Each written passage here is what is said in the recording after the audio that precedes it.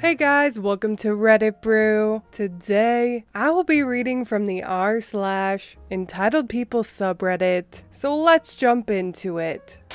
Entitled sister-in-law stole our baby name. Now she regrets it. Hey y'all, long-time lurker and all that. This is a throwaway account. To cut to the chase, my wife and I spent 4 years trying to get pregnant before the wrong side of 35. We are currently 33 respectively now, and are blessed with a wonderful infant son. My wife has a younger half-sister that she has been low contact with for some time. The woman is entitled and toxic, and also her mother's golden child. We've refused to let her or my male in the house since they both blatantly tried to make off with my wife's jewelry box a couple of years ago. The box contained a lot of valuable jewelry inherited from my wife's grandmother. Said jewelry is now in a safety deposit box as per my suggestion. My wife and I had nearly given up trying to conceive when it suddenly happened, and we were ecstatic. After we found out we were having a boy, we started looking into names. I ended up suggesting the name of my Scottish grandfather, and my wife loved it. So that's the name we settled on. But we made the mistake of posting about it on social media. Well, no surprise to the stereotype in this mess. My sister-in-law was pregnant too, and was months further along than my wife, and also having a boy. She decided to claim my grandfather's name for her own son, and not just the first name, but the middle name too.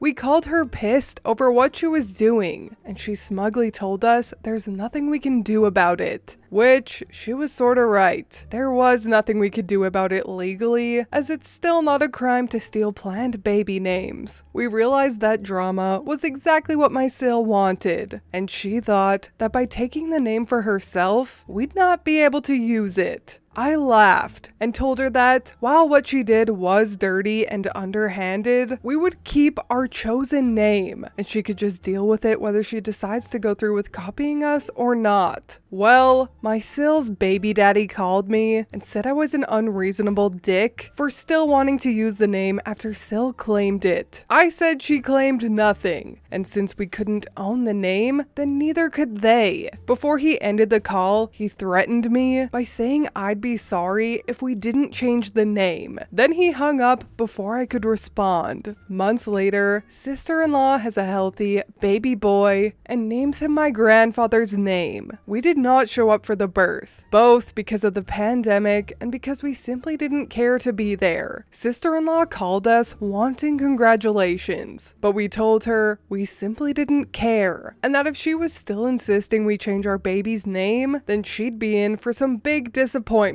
Because we were not. Sil demanded I put my wife on the phone, but it was already on speaker, and my wife spoke up and said she agrees with me entirely. We weren't changing the name. Sister-in-law hung up on us, but soon started sending emails with text walls of names, even suggesting similar ones. I responded back that the name was from my grandfather, and that's why we were not changing it. She shut up, and we didn't hear from her again until after our own son was born. 2 months later, we were blessed with our son. He came out perfect, and we named him just as we'd intended. Well, no surprise, my sister-in-law called us a few days after the birth to scream in our ears that we copied her son's name. I pointed out that she was a real copycat since she had no familial ties to the name, and we did. And anyone who looks at our family trees could see that. Then my wife spoke and said after the attempted theft of her grandmother's jewelry, she no longer considered Sil her sister and would have nothing to do with her nephew either. For months we were bombarded with messages and emails from my wife's side of the family. Half were on our side after finding out the whole story, the other half were not. And sister-in-law's baby daddy, true to his word, showed up at my door to make me sorry. I'm not sure what his plan was, but I pretty much towered over him. I'm 6'1" and well built from regular exercise and 3 trips to the gym a week. He, on the other hand, was very skinny and about 5'6" with a baby face that was badly hidden by a slim beard. I told him my house has cameras and to get off my property and never come back. He just yelled a few obscenities at me and drove off in his beat up old car. Sister and mother-in-law called us from a different number to yell at me for making my Sill's baby daddy feel emasculated. I didn't even threaten the man. I just told him to leave and not come back. And if he didn't want to feel emasculated, then he shouldn't have come knocking. Then they tried to bring up the issue of the baby name again and demanded we change our son's name as he's so young. There's still plenty of time to do it. We held our ground and told them that they were bonkers to still think they were in the right after they copied our choice of name just to try and get one over on us. I said that sister-in-law didn't even name her son out of love, but out of spite, just to try and stick it to my wife for no good reason. Then my wife called them both out on the way she was treated growing up, how entitled Sill and Mill have always been, and how she was glad to leave them far behind, and she wants nothing from them, and they won't have anything from us. That left Sill sobbing, and Mill called me a royal bastard before hanging up the phone. That was no contact again for a little while, till sister-in-law called us again sometime later to bitterly tell us we'd won. She and her baby daddy got in a huge fight, and he left. He was apparently very sore that sister-in-law didn't let him even give their son a middle name from his family. And he said he was sick of the bullshit and wanted his son named after him and not some guy he wasn't even related to. Sister-in-law finally caved, and they got the boy's birth certificate reissued with a completely new name, which cost Sill around $500, or so she claims. Sill then demanded we at least compensate her for the name change, plus another $100 for the emotional damage, as she's now going to have to get used to calling her son by a different name. We laughed and said this would have never happened if she hadn't stolen our baby name to begin with, and we didn't owe her anything. Since then, we've been no contact with sister and mother-in-law, but my father-in-law, who's a very nice man and divorced from Mill for obvious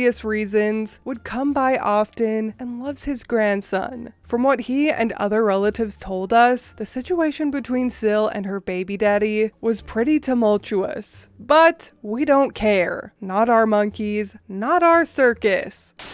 I love this OP. It's always nice to read stories involving strong-willed OPs with shiny backbones. His wife seems great too. I am always flabbergasted at the hills that people are willing to die on. Sister-in-law stole a family name from a family that she's not even related to. How would that have possibly gone in her favor in the first place? And not to mention, it's so fucking weird that she would want to use her brother-in-law's grandpa's name. It almost makes me think that this Sill is secretly attracted to her sister's husband, aka OP, and wishes OP was her husband. Or maybe it's just normal jealousy, or maybe she just likes to be confrontational. Who knows? And who really cares, I guess. OP and his wife cutting contact with Sill was definitely the right choice. It's so not worth it trying to maintain a relationship with somebody that enjoys to start unnecessary petty wars. But anyways, that is all from me today. I hope you enjoyed that Entitled People story. If you did, please leave a like and subscribe. I truly appreciate when you do, and I will see you in the next Reddit story. Bye!